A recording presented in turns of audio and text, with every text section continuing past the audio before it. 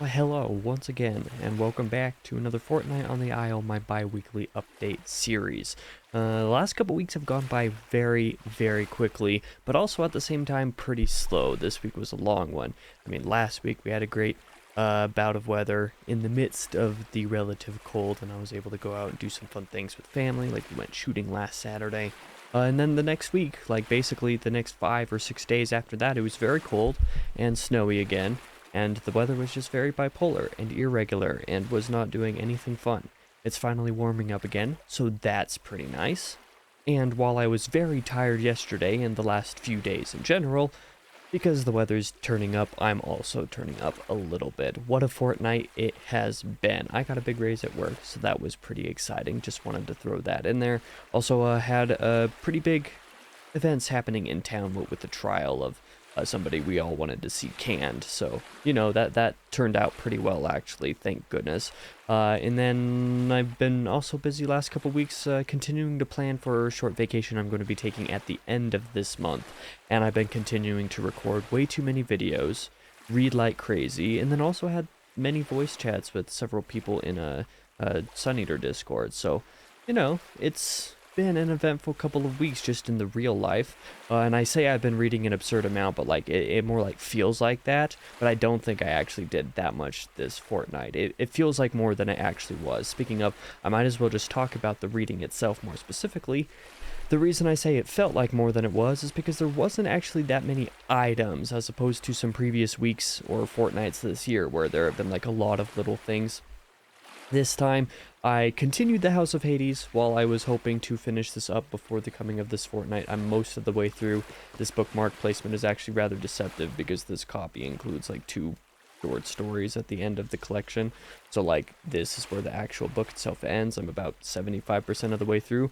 I was thinking I was going to finish this week because I was going to edit a lot more videos this week, but instead I was on a bunch of voice chats with people instead. I wasn't really in the mood for editing all the videos that I've been recording, especially since several days ago I recorded for like 3 hours, got like 9 videos recorded in one day, so that was pretty tiring. I was pretty exhausted after that. I will definitely be finishing this book in the coming fortnight, though.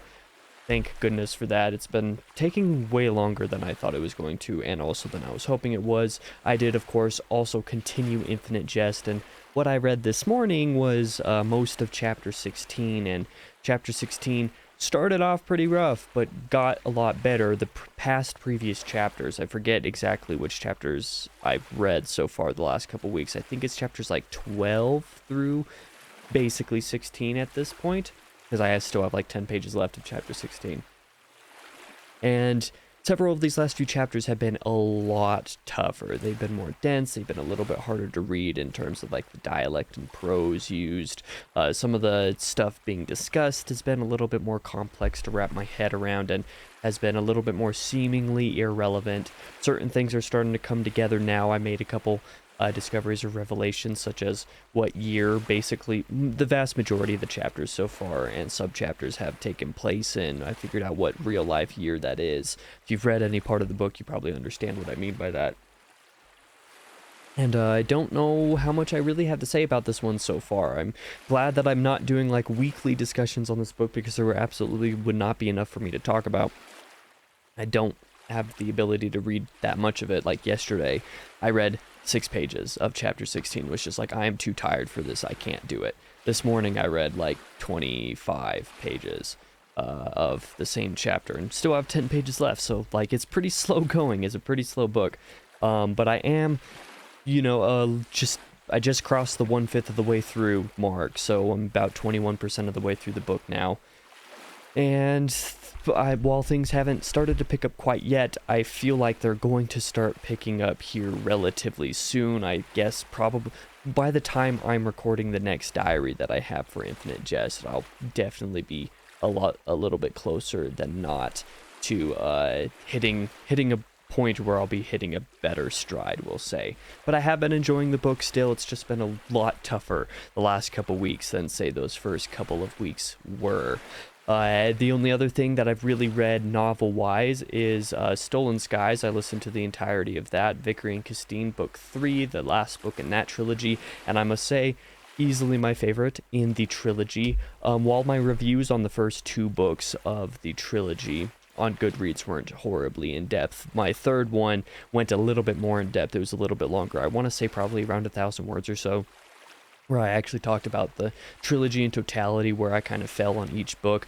With the first one, I was really into it for plenty of the book, but then the last acts just kind of fell off for me. The second book I found largely way too long and plotting and boring.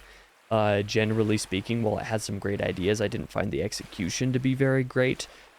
Mostly on account of it being too long. But the third book, the ideas are the most familiar that I would say most people would find in one of the 3 books, as far as like aliens and stuff are concerned, and I thought it was pretty fun. It was easily my favorite. It was the most comprehensible the whole way through, and the easiest for me personally to enjoy of the 3 books the entire way through. So I wouldn't while my opinion after finishing Forced Perspectives, which I think I talked about in the last update, let me double check. Yeah, I finished up that in the last bi-weekly update. What I basically said was I don't recommend Vickery and Castine, pretty much, based off of that book. After Stolen Skies, I would say Stolen Skies was good enough that I don't have a negative opinion on the trilogy as a whole, if that makes any sense. As for the rest of my reading, I don't actually have the books with me right now, but I did read 3 short stories, all of which I did review on Goodreads. This is the reason why I felt like I read a lot like last week. It's because of these 3 short stories. I read Loss of Breath by Edgar Allan Poe, a very absurdly kind of funny story about a man who quite literally loses his breath. It's such a goofy story, and probably the most fun I've had with one of Poe's stories so far. The Thing Invisible by William Hope Hodgson, which is one of my favorite short stories I've read so far this year. That was very good. A detective type of story. Karnacki is very good character. I was so engrossed in that story, and it felt a lot shorter than it was just on account of how well it was done. And then Dagon by H.P. Lovecraft, which the only sin that story commits is not being long enough. It's only 4 pages in my H.P. Lovecraft collection, and well, 4 pages is not enough for this story. I know it's a precursor to a lot of what Lovecraft is known for as far as the cosmic entities, and, well, less on cosmic per se in this instance, but, you know, like the fear of the unknown, oceans, you know, it's like a precursor to the Call of Cthulhu in many ways. And the story was just really, really good. Like I said, the only thing that I hold against it is just that it was too short and I wanted there to be more of it. So I really, really enjoyed Dagon. Those 3 stories I all wrote reviews for on Goodreads, and they're brief, but I think they're good for what they are. Speaking of writing, let's talk about the writing. I got nearly 900 words added to The Reign of Ash, finally, despite the chaos at work the last couple of weeks. I was talking with Doom the other day, like a week and a half ago. Doombot, one of my friends. I figured out how to fix my timeline problem that I've been having with this trilogy, most particularly, and, well, basically consolidate it to this 3rd outline. I gotta finish the revision itself, and then go in reverse order from the climactic portion of the book to better line up the storylines and get the timeline straightened out a little bit better. If I do it this way, I'm not doing nearly so much guesswork as I've been doing the entire process so far, because with the way that I have POV allocation in this 3rd book, and the way it kind of bounces back and forth between certain storylines, the day that each scene takes place bounces back and forth as well between a couple different days. And although like they are they're going alongside each other, the 2 major plot lines, but by the time you have those and then a couple secondary POVs in the mix as well, it gets very confusing very quickly what happens when. And so I've been having to do a lot of guesswork to get the timeline where it needs to be in the climax, while also being confusing myself in the process with where the scenes take place, and it hasn't been working, like I said. This way, if I go back and do the reverse order from the climax back, I'm not having to do that guesswork to make sure it gets to the point that it needs to. I just need to make sure the relative spacing in between the timelines actually still makes sense with each other, and then just go backwards. That way, like, one entire element and like half of another element of what has made making the timeline so hard just gone. So that's what I'm gonna do. It will solve a huge headache, what I'm doing, and then tighten up the outline and therefore the book itself. big time. And furthermore, the stress on the timeline has made revising the plotting of the book, the actual scenes, and revising the content difficult. So now that I've been able to focus on that, I've been able to get a decent bit more done. Like I said, I got 900 words almost in the last 2 weeks, which is plenty more than several fortnights previous. And I also had my biggest word output day a couple days ago, the biggest that I've had in a few months actually. So it's looking good. If I can continue getting some good words in next week, or rather this week, which I am planning to do, and think I will be able to do based off of my work schedule, I think things will turn out okay. I should be able to get through part 3. And then redoing parts 4 and 5 will mostly come down to just rewriting them, which shouldn't be horribly difficult. I'll just have to revise them after the rewrites, basically. So, that'll be a process in and of itself, but I will cross that bridge when I come to it. Further, on the fiction side of writing, I did develop a couple more short story ideas along the practice of Ray Bradbury, as I read that first Ray Bradbury short story that I think I'm covering on Short Story Sundays here pretty soon in the next few weeks, I think.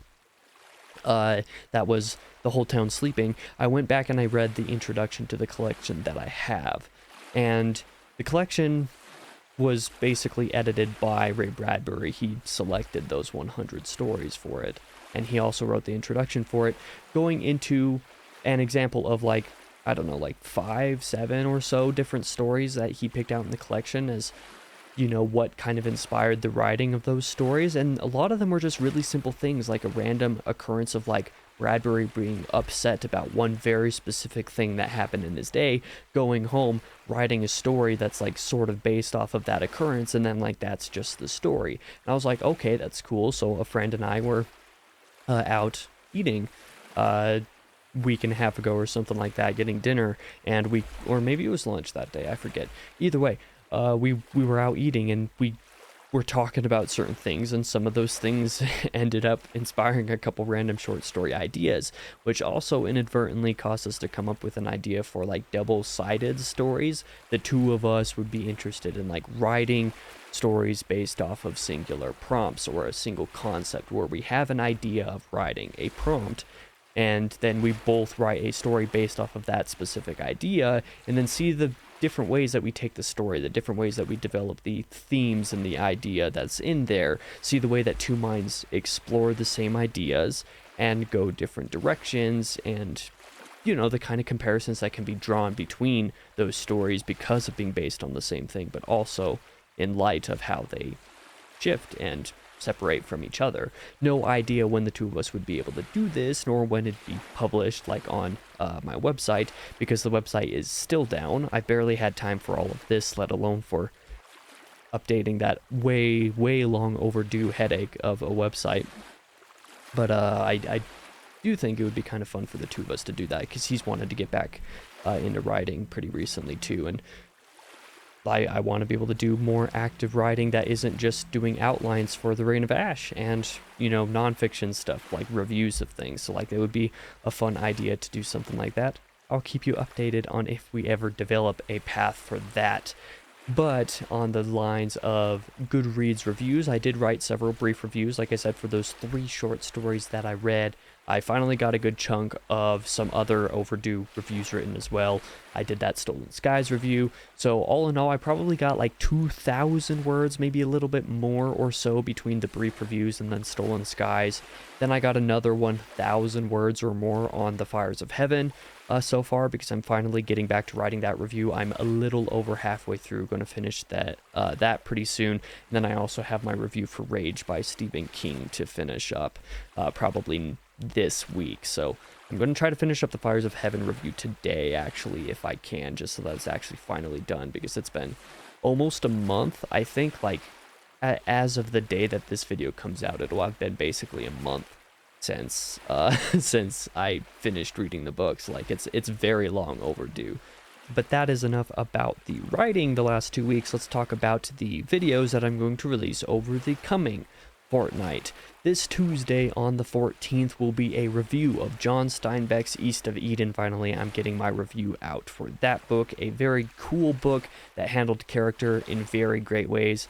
On the 16th, this Thursday, will be another story time episode, this time talking about my sort of converting to a Kindle and Audible lifestyle a little bit. So something that I wasn't expecting to happen, especially not anytime this soon, but the fact that it has happened in a relatively big way as of recent, I decided that I wanted to do a story time video about that, just kind of talk about the journey and get a gauge from some of the audience and see how it is that they came to read ebooks or audiobooks primarily, if that's the thing they do, or how they incorporate it into their reading schedule. Next Sunday, so a week from today, on the 19th, will be the 10th episode of Short Story Sundays, this time for To Build a Fire by Jack London. A great story that you guys should all read before that video comes out. On the 21st, next Tuesday, will be another review. That will be the video review for The Fires of Heaven by Robert Jordan. So I guess actually kind of funny timing that I'm finally getting the written review finished up just not too long before the actual video review comes out. So that will be pretty exciting. And then that Thursday on the 23rd will be a top 5 video, a little bit of a different video for my channel. That will be manga I want to read. So going over 5 short manga stories that I would like to try over the next few years, or whenever it is that I decide to try a little bit more manga. So that video will be coming out next Thursday. As for the next couple of Fridays on the 17th and the 24th, just the same as the last couple of these updates, the Remnant from the Ashes Let's Play episode 7 and 8 will be coming out, I believe is the episodes that we're on this time around. So more fun with Josh there. I still need to edit those 4 DLC episodes, and that'll probably have to be done, I think, by like mid-June, I think, when those will have to start becoming out. And then I have Remnant 2 to edit, which I haven't touched at all. And like my time allocation last month in terms of my various projects has not been great, I will tell you. Now on to entertainment talk. I don't have too much to tell you this week, but I did realize after I edited the video, or a couple days after I edited the last one of these updates, that I accidentally lied. I unintentionally lied to you. I did not quite finish Jedi Survivor. I played 5 more hours of it over the last couple weeks to actually finish it, because I had a few more bounty hunters to defeat in order to get the last 2 trophies. And then I also bothered to get the remaining codex and other random 100% stuff because I'm a crazy person. The reason why I had decided not to get the full 100% on some of the menu items was because like there was a glitch in the game that made it so that I straight up could not get one of the codex entries. So I was just like, I guess I'm just not going to bother this time around. But then when I played these last few hours to get these last couple bounty hunters, that one that was glitched, that wouldn't let me add that last entry to the codex, worked, and I was like, okay, I guess I'm going to get 100% now, and I did. So now I am done with that game, but I don't have anything else going on right now for entertainment, though I have definitely been resisting the urge to play a couple shorter games I just recently picked up on account of sales and some other games going on early access recently that are pretty enticing, that I really want to give a shot, but that I don't quite have time for right now. I have a ton of videos that I need to edit first, so like that is the priority. But for music talk, there are plenty of exciting releases to talk about. As for the singles, we have Starset released Brave New World, which is like the first time they've done like a true like metalcore song, and given that they've been doing like a really low-tuned guitar djenty type thing for the last couple album cycles, the fact that they finally like did a really true metalcore song with a breakdown and everything was like really cool. Actually, I actually really like that song. It's probably the first song that I've enjoyed this much since their second album. All That Remains have returned and dropped a new single called Divine, which isn't necessarily fully my style. I wasn't into All That Remains when I was getting into metal or metalcore, so like I don't have a lot of nostalgia for their style or anything like that, but Divine was definitely a pretty fun song nonetheless. Our Hollow, Our Home released a new single called Veil Walker, which I will say I don't love. It's a little bit more of the generic type of metalcore style that has been, the kind of trend for the last 5-6 years. And on account of their new Unclean vocalist sounding like a lot of other Unclean vocals, this song didn't necessarily come off as unique the way that Our Hollow, Our Home normally does, not even in the way that Downpour did last year. So that was a little disappointing, but of course I'm not giving up on the band because I still really love them, and I'm excited to see what they drop for a full album. Afterlife, a pretty like a what would their genre delineation be? It's like they got like some new metal elements, but they're also like really short songs, kind of in that new metal way. But there's also like metalcore stuff in there. Like they're a unique band, but one that I discovered accidentally several years ago. They released a new single called Bleed You Dry, which is just more of what their personal style is, and I like that style for what it is. So I recommend you check that out if you haven't heard of these guys. I think they're pretty fun. And Coheed and Cambria, far earlier than I was expecting, have dropped a couple of new singles, The Joke and Deranged. I thought the singles were pretty okay. I don't necessarily love the two songs, but I've never been like a singles person with the band anyway. The few singles that I've been around, following the band for, haven't really been my thing. When it comes to this band, I'm far more into their full bodies of work, like their entire albums in their totality. That's how I like to enjoy their work. I don't know if The Joke and Deranged are meant to be Vaxxus 3, like the first couple singles for the next Vaxxus album. That's really exciting if it is, because that means they're moving on quicker than they were able to with between Vaxxus 1 and 2. That was like 4 years in between those albums, so I would prefer not that big of a gap this time around. So we'll see what happens there. But I went back and listened to more Coheed since I enjoyed the two singles enough. I was just like, I want to go back and listen to my favorite album by them, so I did that. But that's neither here nor there. As for an EP, I don't actually know how to pronounce this artist's name, but it's Sithu I think is how it's pronounced. But he released an EP. I don't know if this EP is all instrumental like the way much of his other work is. I haven't had a chance to listen to it. I just noticed that it came out like as I was finishing up the notes for this video. And when I looked this morning, it wasn't in my releases list, so I don't know why it was not there this morning, and then it was there later when supposedly it came out 13 hours ago. I don't know, Spotify's been a little bit goofy lately, but that EP came out, so I'm going to give that a shot, and if I like it, I'm going to add it to my regular writing music rotation. As for the albums, but in terms of albums, there were a few exciting releases over this fortnight. Enterprise Earth released the instrumental version of Death and Anthology. I quite enjoyed the album instrumentally. I wasn't huge on the vocals in certain songs on that album when I listened to it when the original version came out, not horribly long ago. So the fact that there is an instrumental version is exciting. I'm probably going to add that to my writing music rotation because, like I said, I enjoyed the musicality of the record, not so much the vocals in certain places. So, and my favorite songs on that record were actually the ones that didn't really have very much vocals in the first place. So I think a full album of it as just the instrumentals will be pretty cool. The band Doth released a new album, The Deceivers, which was pretty enjoyable and pretty unique in plenty of ways. I think it ran on a little bit longer than it needed to. I'm glad it wasn't a horribly long album, only like 9 songs, but I think it could have been an EP and done some of those ideas in just the same way without running over long, in my personal opinion.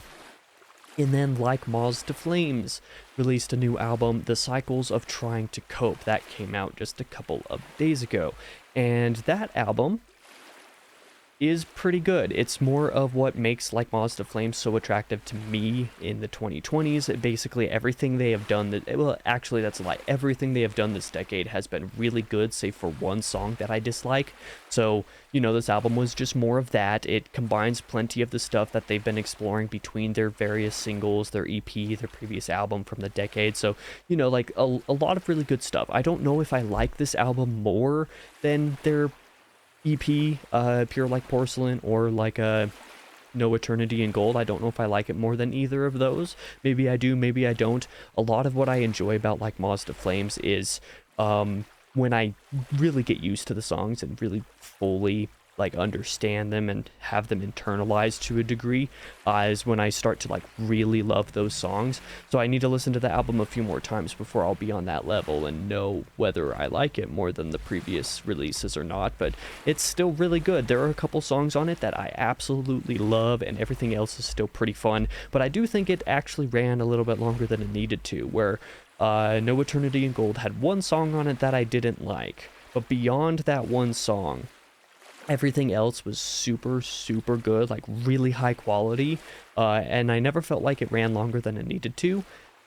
The Cycles of Trying to Cope felt like it was a couple songs too long, like they kind of ran out of ideas, and instead of being 11 songs, could have just been like 9 songs, or 2 of those songs could have been replaced by Predestination Paradox and I Found the Dark Side of Heaven, I believe are the 2 singles that they released in 2023 that weren't on the album. Those singles were better than some of the songs on the album, so you know, they've had an interesting track record with releasing a couple random singles just independent of anything else in between their albums and EPs. So they just continue to write really great music. I enjoyed the album overall, but I do think it's not quite as good as most of the rest of the material from this decade. But even so, I think it's great. I love the band and what they've been doing this decade.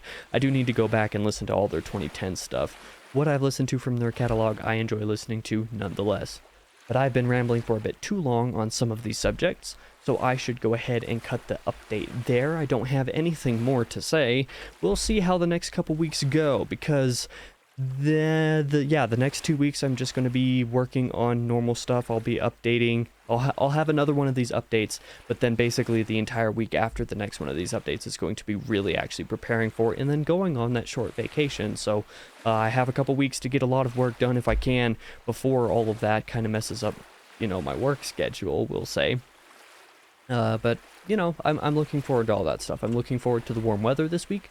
That'll be nice. Hopefully I'll be more in the mood to do certain writing stuff because I hate bad weather, and last week was just no good. It was terrible. It was horrific. But I'm going to cut off the video there and stop rambling, like I said like 2 minutes ago. Thank you for watching if you did. Like I said, on Tuesday will be a review of East of Eden, so if you're excited for that, I hope you are, and I hope you will watch the video, but I'll be back in the next video regardless.